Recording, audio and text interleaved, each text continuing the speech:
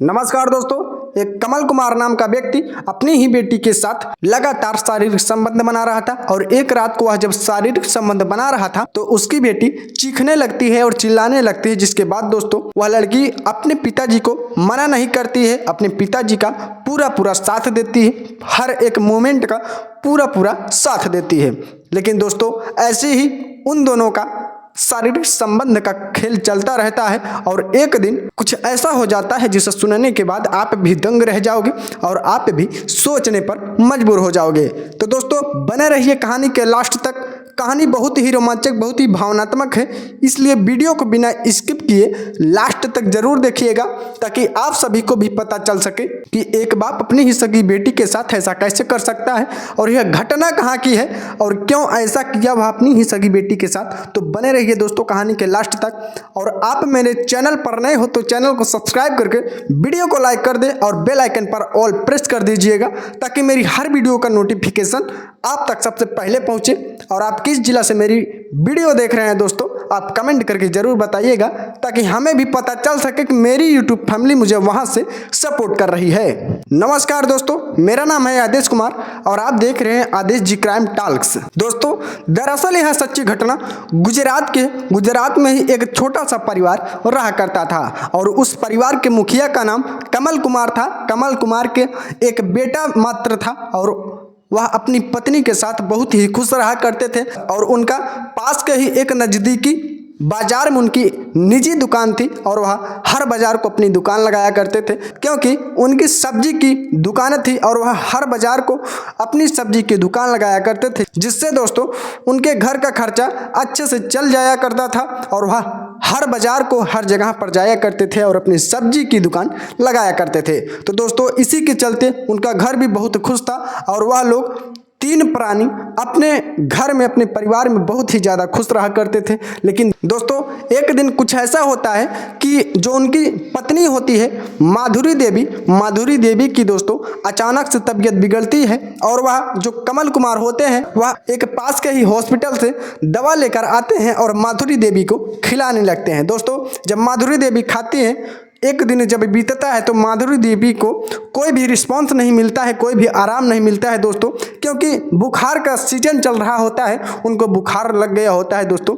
लेकिन वह जो कमल कुमार होते हैं वह सोचते हैं कि छोटी मोटी बीमारी होगी, लेकिन दोस्तों उनको अंदर ही अंदर डेंगू हो चुका था और वह डेंगू के बीमारी से लड़ रही थी। और वह जो कमल कुमार थे उनके पति वह सोचते थे कि छोटा मोटा बुखार होगा, मेडिकल की स्टोर से कुछ दवाइयाँ लाते थे और अपनी पत्नी को खिला दिया करते थे। लेकिन दोस्तों ऐसे ही देखते देखते तकरीबन 4 से 5 दिन का टाइम गुजर जाता है और 4 से 5 दिन का जब टाइम गुजरता है तो जो माधुरी देवी होती है अचानक से बेहोश हो जाती हैं, जिसके बाद दोस्तों जो कमल कुमार होते हैं एकदम से हड़बड़ा जाते हैं और जो उनका बेटा तकरीबन 8 साल का होता है वह भी चीखने और चिल्लाने लगता है और कहने लगता है कि माँ को अचानक क्या हो गया।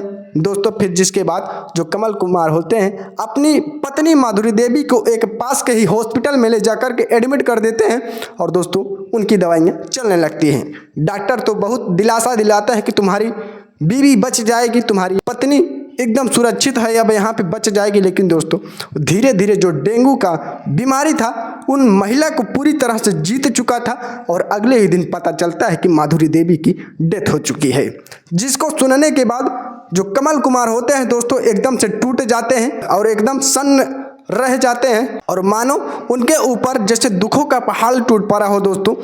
और आप लोग तो जानते होंगे अगर किसी की पत्नी जवानी में ही अगर गुजर जाती है तो उसके ऊपर क्या गुजरती होगी दोस्तों, हम लोग अंदाज़ा भी नहीं लगा सकते हैं, क्योंकि भरी जवानी में कोई अगर किसी की रिलेशन में या फिर किसी की सगे रिश्तेदार हो तब तो इतना दर्द होता ही है। लेकिन दोस्तों जो कमल कुमार थे उनकी तो पत्नी ही गुजर चुकी थी।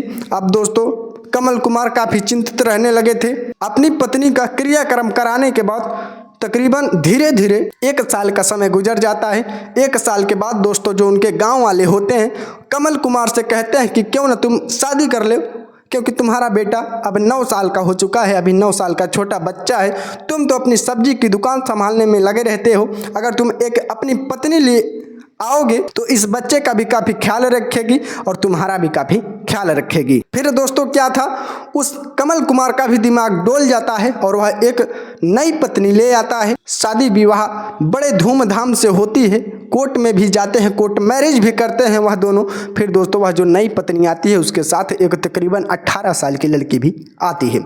उसकी एक 18 साल की बेटी भी होती है। वह अपनी 18 साल की बेटी को लेकर इस कमल कुमार के घर जब पहुंचती है, जब कमल कुमार उस लड़की को देखता है तो दंग रह जाता है और अपनी पत्नी से पूछता है कि आखिर यह है कौन। तब उनकी पत्नी जो होती है बताती है कि यह मेरी बेटी है। फिर कमल कुमार सोचता है कि कोई बात नहीं, अभी तक तो मेरा सिर्फ एक ही बेटा था, अब मेरे 2 बच्चे हैं, एक बेटी और एक बेटा।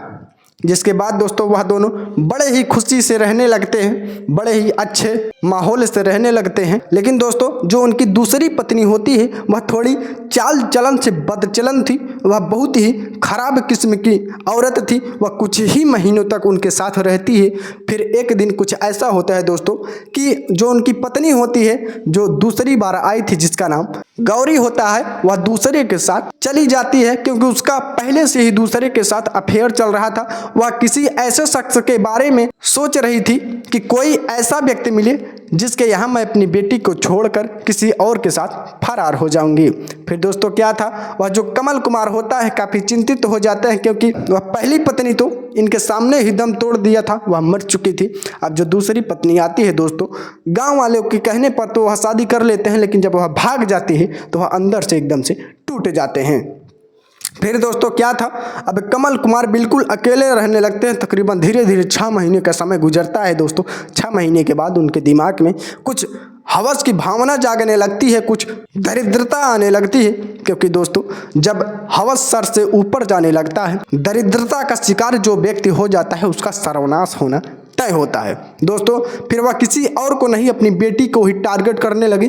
फिर वह अपनी बेटी को गलत नज़र से देखने लगते हैं। फिर उनकी बेटी खाना बना रही होती है दोस्तों, वह अपनी बेटी को बुलाते हैं कि बेटी यहाँ पर आओ, कुछ तुमको कहना है। फिर उनकी बेटी जाती है उसके पास और बैठ जाती है। बैठने के बाद दोस्तों जो कमल कुमार होता है, हवस का शिकारी बन चुका जो कमल कुमार होता है, वह अपनी बेटी के कंधों पर हाथ फेरने लगता है और बुरी तरह की हरकतें उसके साथ करने लगता है। जिसे देखकर जो लड़की होती है, जिसका नाम शिल्पा होता है, वह वहां से उठकर तुरंत अपने खाने बनाने के रूम में चली जाती है दोस्तों। जिसके बाद दोस्तों वह जो कमल कुमार होता है उसका हौसला धीरे धीरे बढ़ने लगता है क्योंकि जो उसकी सौतेली बेटी होती है, जो उसकी दूसरी पत्नी की लड़की थी, वह कुछ अपने पिताजी को बोलती भी नहीं थी। इसीलिए उसका हौसला और बढ़ता गया, उसका मनोबल और बढ़ता गया कि मेरी बेटी मुझसे कुछ कह भी नहीं रही है, लगता है इसका भी पूरा पूरा मन बन गया है। जिसके बाद दोस्तों एक दिन रात को जो उनकी बेटी शिल्पा होती है अपने रूम में लेटी रही होती है और जो कमल कुमार होते हैं दरवाज़ा खोलकर अपनी बेटी के कमरे में घुस जाते हैं। और घुसने के बाद दोस्तों क्या था,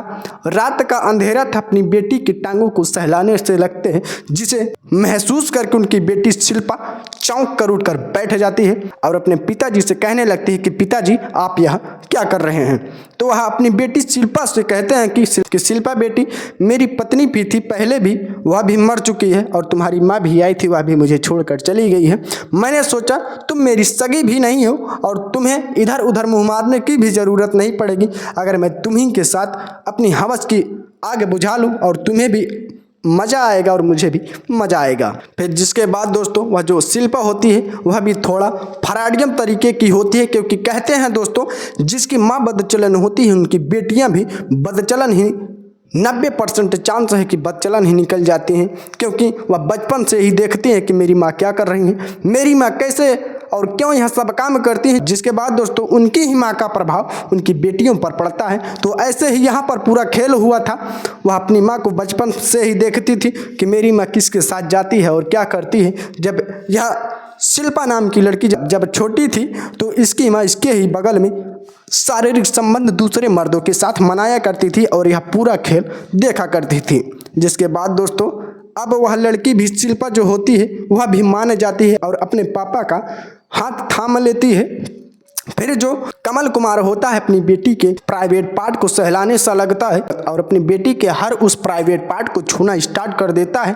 फिर जो शिल्पा होती है वह भी अपने पिताजी के किसी भी तरह के छेड़छाड़ से परेशान नहीं होती है, किसी भी बात का विरोध नहीं करती है और अपने पिताजी का पूरा पूरा साथ देती है। फिर क्या था दोस्तों, देखते ही देखते दोनों निर्वस्त्र हो जाते हैं, दोनों एक दूसरे के कपड़े उतारने लगते हैं और कुछ ही क्षणों में यह दोनों शारीरिक संबंध बनाने लगते हैं। जिसके बाद दोस्तों इन दोनों की सिसकारियाँ पूरे रूम में गूंजने लगती हैं और जो शिल्पा कुमारी होती है उसकी भी दर्द से सिसकारियाँ निकलने लगती है, लेकिन वह किसी भी बात का विरोध नहीं करती है क्योंकि उसको भी काफ़ी मजा आ रहा था। अब दोस्तों यह काम रोज रोज का हो गया था, लेकिन एक दिन उनका ही बेटा, कमल कुमार का बेटा जो छोटा था, अभी तकरीबन 9 साल का, वह जब यह सब देखता है तो दंग रह जाता है और अपने ही पास के एक पड़ोसी से जाकर यह पूरी दास्तान बता देता है। जिसके बाद दोस्तों जो उनके पड़ोसी थे उनको इस बच्चे की बातों पर यकीन नहीं होता है, लेकिन जब वह लड़का जो होता है अपने वीडियो में वह वीडियो भी रिकॉर्ड कर लेता है और जब वह वीडियो उन पड़ोसियों को दिखाता है तो दिखाते ही सभी लोग हक्का बक्का रह जाते हैं और सभी लोग दंग रह जाते हैं। वह जो पड़ोसी होते हैं तुरंत पुलिस को कॉल करते हैं। पुलिस को कॉल करने के बाद दोस्तों वह जो कमल कुमार का व्यक्ति होता है उसे गिरफ्तार करवा देते हैं। फिर दोस्तों क्या था, वह कोर्ट में पेश होता है। कोर्ट में पेश होने के बाद पूरी दास्तान बयां करता है, जिसके बाद उसको तकरीबन 2 साल की जेल होती है और यह जो बच्चे होते हैं यहाँ अनाथ हो जाते हैं और उसी पड़ोसी के घर में रहने रखते हैं, जिसके चलते इनके पिताजी जेल में गए थे। अब दोस्तों आप सभी लोग कमेंट करके ज़रूर बताइएगा कि क्या उस पड़ोसी को ऐसा करना चाहिए था कि नहीं, क्या उसने सही किया कि गलत किया। आपकी क्या राय है कमेंट में ज़रूर बताइएगा। और दोस्तों कहानी पसंद आई हो तो वीडियो को लाइक करके चैनल को सब्सक्राइब करके और बेल आइकन पर ऑल प्रेस कर दें ताकि मेरी हर वीडियो का नोटिफिकेशन आप तक सबसे पहले पहुंचे। और आप किस जिला से मेरी वीडियो देख रहे हैं दोस्तों कमेंट करके ज़रूर बताइएगा ताकि हमें भी पता चल सके कि मेरी यूट्यूब फैमिली मुझे वहाँ से सपोर्ट कर रही है। दोस्तों इस कहानी का सुनाने का मतलब किसी के भावनाओं को ठेस पहुँचाना नहीं, किसी को गुमराह करना नहीं, बस आपको सचेत और जागरूक करना था। इस कहानी के माध्यम से आपको बताना चाहता था इस समाज में कैसी कैसी घटनाएं हो रही हैं। अगर आप भी इन सब का शिकार होते जा रहे हैं तो कृपया सतर्क हो जाइए, सचेत हो जाइए, क्योंकि आपके भी साथ, आपके भी घर वालों के साथ ऐसा कभी भी कहीं भी हो सकता है। तो दोस्तों आज के लिए बस इतना ही, मिलते हैं कल एक नई और धमाकेदार वीडियो के साथ 6:30 बजे। तब तक के लिए जय हिंद, जय भारत।